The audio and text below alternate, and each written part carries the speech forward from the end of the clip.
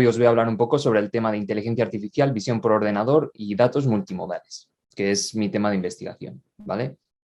Mi nombre es Antonio Tejero de Pablos y, bueno, me gustaría seguir un poco esta estructura para la presentación, ¿no? Primero hablar un poco sobre mí. Luego, antes de hablar sobre mi tema de investigación, me gustaría dar unas nociones de inteligencia artificial y visión por ordenador, que supongo que habrá gente que no sea experta en el tema y le sirva esta introducción.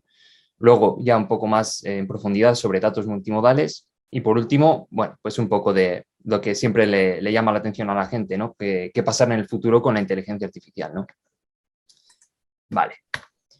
Pues bueno, primero hablar un poco sobre mí. Es una pequeña introducción. Para más detalles, listas de mis publicaciones y demás, podéis acceder a mi página web. Y nada, por presentarme un poco, pues bueno, yo me gradué en España en la Universidad de Valladolid en 2012 de Ingeniería de Telecomunicaciones y posteriormente en el Máster de Tecnologías de la Información y Comunicaciones. Luego tuve la oportunidad de venir a Japón por unas prácticas en empresa y tuve la oportunidad de sacarme el doctorado aquí, ¿vale? En el Instituto de Ciencia y Tecnología de Nara. Me gradué en 2017. Posteriormente empecé a trabajar como investigador en la Universidad de Tokio y en el Instituto Riken de Investigación, aquí en Tokio también, hasta 2021. Y a partir de ese año, o sea, a partir del año pasado, trabajo en una empresa como científico investigador que se llama Cyber Agent AI Lab, que es un laboratorio de inteligencia artificial, como su nombre indica, ¿no?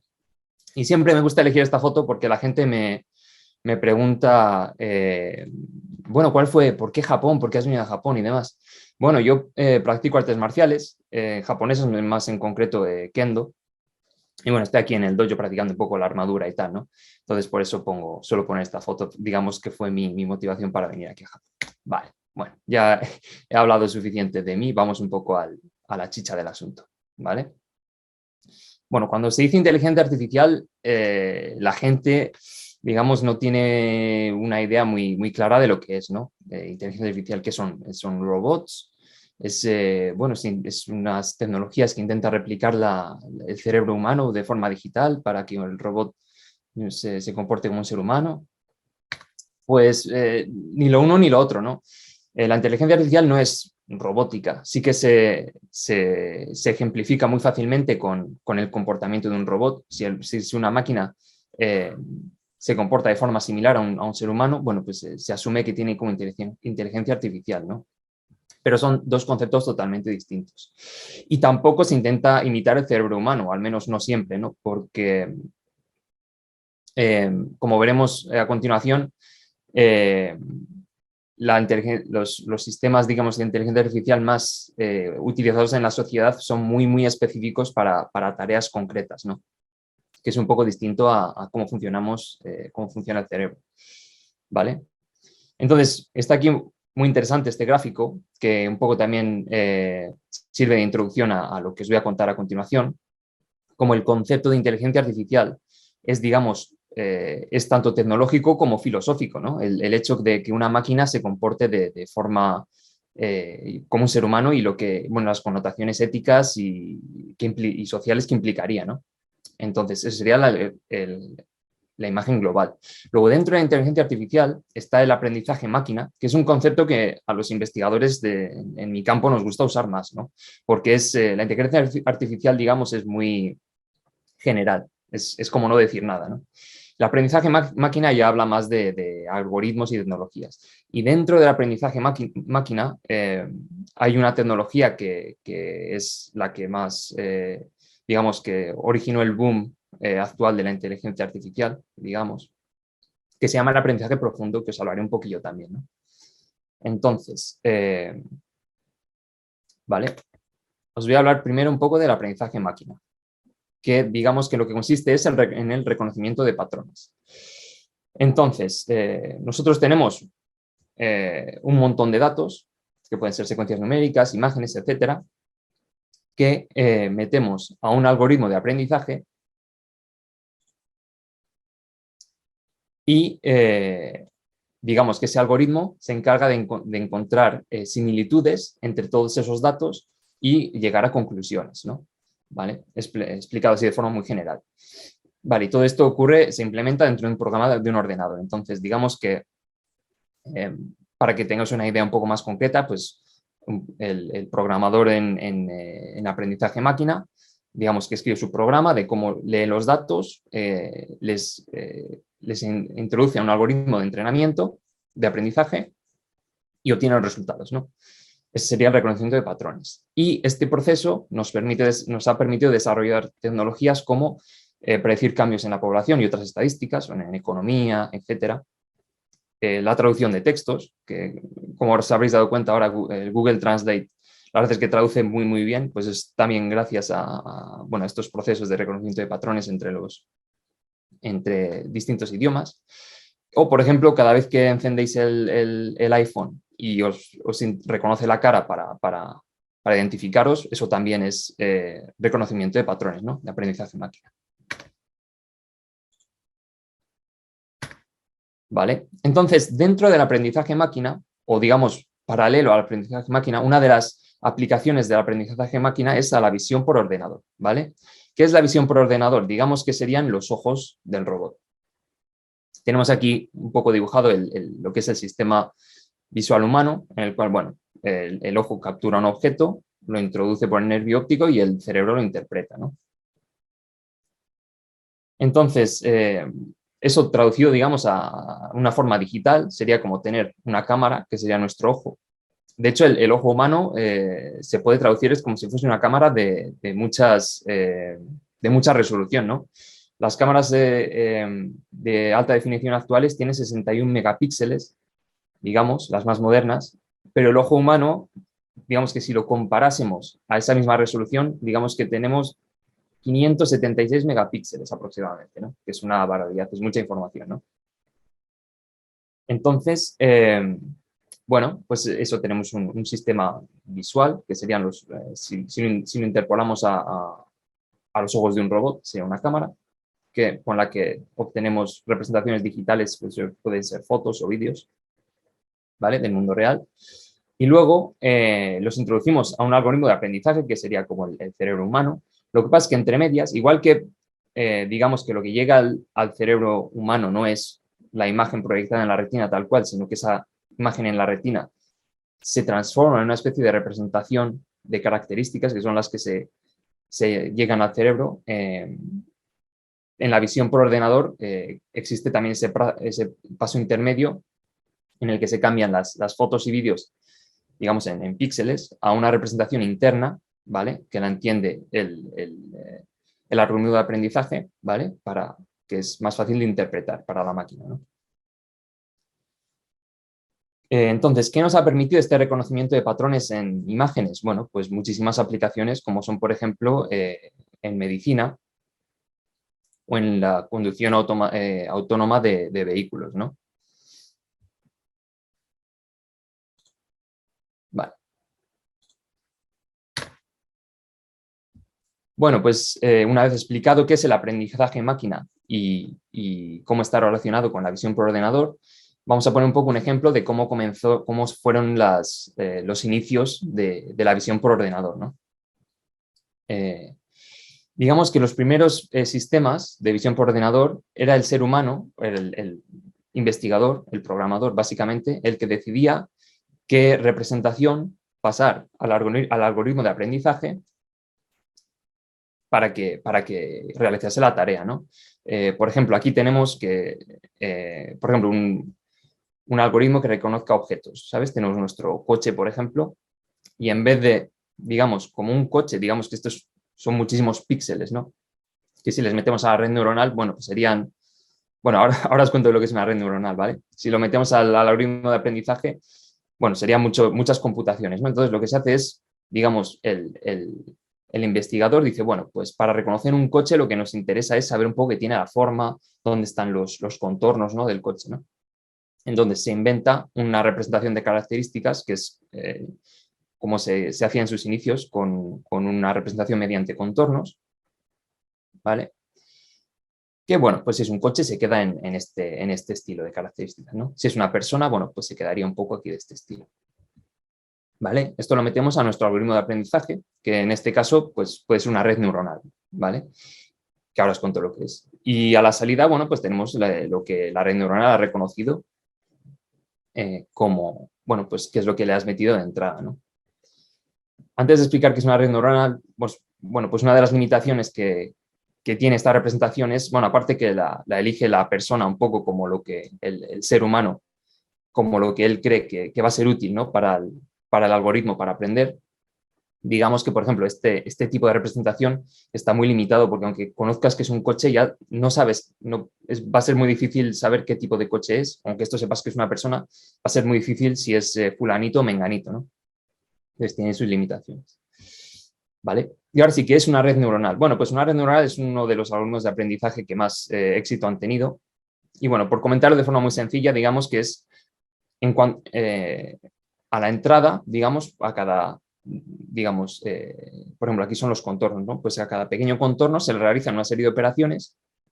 Aquí, bueno, pues a lo mejor se multiplica por tal número, etcétera. Luego se van realizando muchas operaciones y a la salida, pues te da un indicador que es el resultado, ¿no? Una red neuronal, aunque suene a cerebro, no son más que operaciones matemáticas, ¿no? Que se realizan sobre los datos de entrada, ¿vale? ¿Cómo ha evolucionado esto? Bueno, pues eso fueron sus inicios. Ahora lo que pasó es que las redes neuronales empezaron a ser más y más profundas. ¿Qué significa esto? ¿Cómo hacemos una red neuronal más profunda? ¿Vale? Pues si tenemos, bueno, estos son los datos de entrada, esto es, digamos, la salida de la red neuronal y esto es digamos, las capas intermedias de operaciones, ¿no? Bueno, pues se van añadiendo capas intermedias, podemos pasar de 1 a 4, de 4 a 8, 12, 50, ¿vale? Y esto lo que ha pasado es la mejora de la tecnología y de los, digamos, de los algoritmos de aprendizaje, bueno, pues hemos llegado a poder desarrollar redes neuronales de hasta 175 billones de parámetros. Que, por ejemplo, esta red neuronal pequeñita aquí tendría, porque cada parámetro es una conexión entre estas neuronas que hay aquí, ¿no? Serían 5 por 7, 35, más 7 por 4, 28, 63 parámetros. O sea que de 63 parámetros a 175 billones. Ahí es, ahí queda la cosa, ¿vale? Entonces, ¿qué nos ha permitido aumentar este número de parámetros y esta complejidad de redes neuronales? Que ya no las tenemos que decir qué características tienes que aprender. Ya no tenemos que decir, bueno, pues supongo que si le metemos los bordes te lo va a reconocer. Ahora, simplemente con introducir los datos prácticamente tal cual, es la propia red neuronal la que sabe decir qué características son útiles óptimas para realizar la tarea que le digamos, para que la aprendamos, ¿vale? Entonces, bueno, algún ejemplo de lo que pueden hacer las redes neuronales actuales es, tú le pones una imagen y te sabe decir qué es cada elemento de la imagen. Bueno, pues, por ejemplo, esto puede servir para conducción autónoma, ¿vale? Esta es la carretera, estos son coches, esto es gente que está esperando, estos son señales de tráfico, ¿no? Píxel a píxel te sabe decir qué es a qué objeto corresponde cada píxel de la imagen. Otra de las aplicaciones que es bastante, digamos, impactante es en la generación de imagen, ¿vale? Tenemos aquí varias fotos de personas que no son investigadores en visión por ordenador. De hecho, estas personas no existen. Son, digamos, a la red neuronal se la han dado para entrenar, para aprender un montón de caras y ha aprendido a reconocer, digamos, que, bueno, que las redes neuronales más básicas, hace, pues, en 2014, bueno, te sabían decir que al lado de un ojo hay otro ojo y que cerca está la nariz, ¿no? ¿Vale? Y poco a poco se ha ido mejorando el nivel de detalle hasta llegar a unas resoluciones mucho más grandes y sabes que esto puede ser una foto de una persona real, ¿no? Pero es, digamos, lo que una red neuronal ha generado como una cara de una persona, ¿no? Y de todas formas, una cosa para aclarar, aunque la red neuronal sepa generar estas caras tan realistas, una red, digamos, una inteligencia artificial, un algoritmo de aprendizaje, no sabe ni que esto es una persona, ni que debajo de la cabeza hay dos brazos, dos piernas y un cuerpo, simplemente sabe que, bueno, pues que las caras más o menos tienen así esta pinta y, bueno, mucha resolución, pero no, digamos, no es inteligente a nivel de saber lo que está haciendo. Para que veas un poco de cómo quiero enfocar el asunto. ¿Vale? Y obviamente no todo es ideal. Para entrenar estas redes neuronales gigantes hacen falta también enormes cantidades de datos, básicamente millones de imágenes, lo cual no es fácil de conseguir estos datasets para aprendizaje. Entonces, bueno, ahora una vez tenemos estas nociones de lo que es el aprendizaje máquina y la visión por ordenador, os voy a hablar un poco de qué es en lo que me centro yo en mi investigación, ¿no? Que son, bueno, primero los datos multimodales.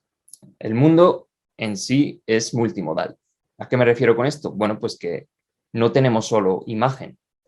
Nosotros percibimos el mundo de forma visual, auditiva, existe el texto también. Entonces son distintos tipos de datos que actualmente están todos digitalizados y los cuales nos pueden servir para aprender más y mejor, ¿no?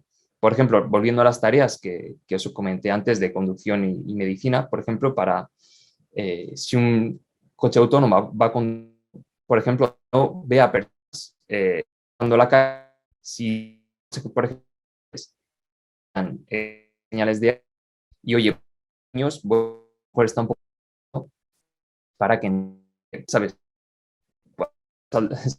Una línea a la calle. De para diagnóstico, no solo la imagen de un corazón, también puede tener los modos de señal cardiográfica que permiten. Entonces, datos, unidades, bueno, pues que las redes puedan procesar estos datos, lo que no es punto y claro, no puedo meter a la red es música, vamos, etcétera, sin pensar cómo adaptarlo, ¿no? Haber muchas opciones, poner un par de y puedes tener un único aprendizaje, una única red al que le todos los modales y dado, por ejemplo, sería tener canales para al digamos, todos los individuos a tarea, etcétera. Mucha posibilidad, hay que saber, ahí está la investigación de cuál es la misma para aprender multimodales, visión por aprendizaje. Vale. Y me gustaría también brevemente un tema que me centro, el de los datos heterogéneos. Producir un presentas de aprendizaje. Comemos, quieren grandes cantidades de datos, ¿no? ¿Qué pasa, no? El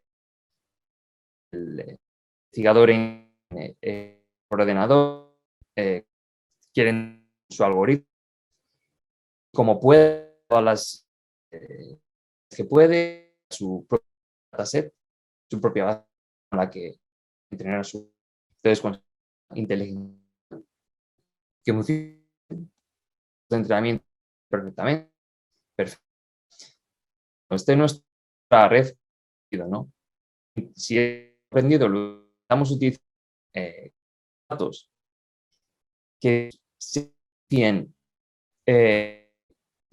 parecidos, diferencian de lo que hemos realmente, muchas veces la precisión del algoritmo de aprendizaje va a ser menor, ¿vale? Porque existe una especie de salto o de diferencia entre lo que se ha aprendido y lo que, digamos, que le estamos dando para una vez desplegado el sistema, ¿no? Entonces es el problema que digamos de generalización de las redes neuronales en particular, ¿no? Una red neuronal, digamos, solo conoce los datos que ha visto. Entonces podemos entrenar una red neuronal que reconozca perros. Entonces nosotros usamos estos perritos para entrenar nuestra red. Entonces nuestra red lo que intuye es que, vale, si tiene cara de perro y cuerpo de perro, es un perro, pero es que además tiene que tener césped alrededor, porque es lo que ha aprendido, ¿no? Un perro lo que tiene es césped alrededor. Si luego, por ejemplo, la desplegamos nuestro sistema en el mundo real, los perros no solo están en el césped, ¿no? Están en muchos tipos de entornos y haciendo distintos tipos de actividades, ¿no? Entonces aquí es una de las limitaciones de las redes neuronales, en particular en los sistemas de aprendizaje profundo, ya que, como hemos dicho antes, requieren de gran cantidad de datos y es imposible reunir datos de todos los perros en todas las situaciones posibles, ¿no? Que digamos, cuando digo perros, si es un sistema de medicina, puede ser tipos de tumores, etcétera, ¿no? ¿Vale? Entonces este es un tema también que está abierto y en el que me dedico yo a investigar. Y bueno, como un par de resultados que puedo decir, bueno, un par de investigaciones en las que he estado involucrado. Por ejemplo, uno trata sobre el resumen automático de vídeo deportivo. Digamos que, bueno, aquí son vídeos de gente haciendo kendo, el arte marcial que practico yo, y en los que quieren detectar los mejores momentos, ¿no? Entonces, bueno, lo que hice yo en este caso fue aprovecharme de los datos multimodales y entrenar mi red neuronal de resumen de vídeo, no solo con las imágenes, sino también con datos de, bueno, sensores o percibiendo, digamos, dónde están las posiciones de cada articulación del cuerpo humano, ¿no? Y entonces, aquí propuse un tipo de aprendizaje multimodal para estos dos tipos de modalidades, ¿no? Imagen y sensores. Y como un ejemplo de datos heterogéneos, fue durante mi investigación en la Universidad de Tokio, que me dedicaba a imagen médica, más concretamente al diagnóstico automático de imagen cardíaca. Como he dicho antes, es muy complicado reunir suficientes datos para entrenar un sistema de aprendizaje profundo, de redes neuronales profundas, ¿no? Entonces, muchas veces lo que tenemos es que entrenamos nuestra red neuronal con un tipo de paciente en los que se ha utilizado un tipo de escáner, un MRI o lo que sea, y cuando digamos se despliega ese sistema en un hospital, los pacientes van a ser distintos y probablemente los escáneres puede que sea distinto también la captura de imagen, ¿no? Entonces, ¿cómo hacer que los datos de aprendizaje puedan generalizar bien a otro tipo de datos después del despliegue del sistema, ¿no? Y bueno, un poco como curiosidad, porque luego la gente siempre en las charlas me pregunta, bueno, ¿y los Terminator cuándo van a invadir la Tierra, ¿no? Y cosas de estas. Bueno, me gustaría hablar brevemente y de forma muy superficial sobre el futuro de la inteligencia artificial, ¿vale? Primero, digamos, el futuro cercano, que mucha gente lo que se pregunta es si va a quitarnos la inteligencia artificial del trabajo. Y la respuesta, bueno, pues la respuesta corta es sí, con trabajos simples y repetitivos, ¿no? Que es la idea. Digamos que, por ejemplo, digamos, no sé, los tractores también han quitado el trabajo de la gente que se dedicaba a arar los campos a mano, ¿no? Y nadie se ha quejado hasta el momento. Entonces, de forma similar, estos tipos de trabajos que, digamos, que realmente el ser humano no necesita pensar para realizarlos, ¿no? Sistemas de inteligencia artificial pueden suplantar al ser humano en estos casos, ¿no?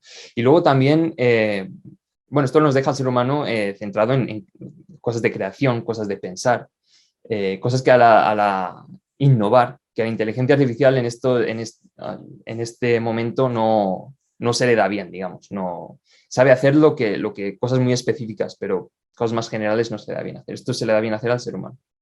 Y es lo que nos puede dar también en un futuro cercano colaboración entre inteligencia artificial y ser humano.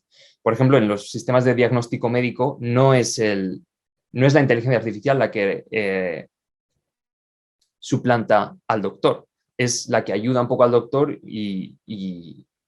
digamos, puede dar primeras impresiones sobre un paciente o puede, digamos, dar una segunda opinión por a lo mejor algo